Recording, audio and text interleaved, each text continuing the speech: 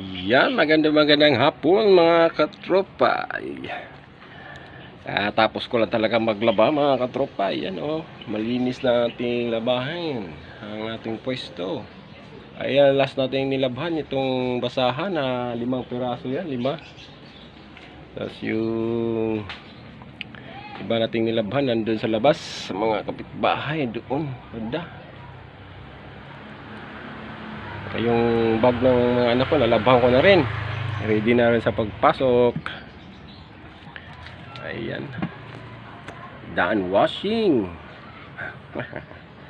So in this video mga katropa, naka-live ngayon ng ating bisor na si Bisor Beng Imperial Pilizari. Nag-ano lang ako kasi para makagawa tayo ng ating content pang reels.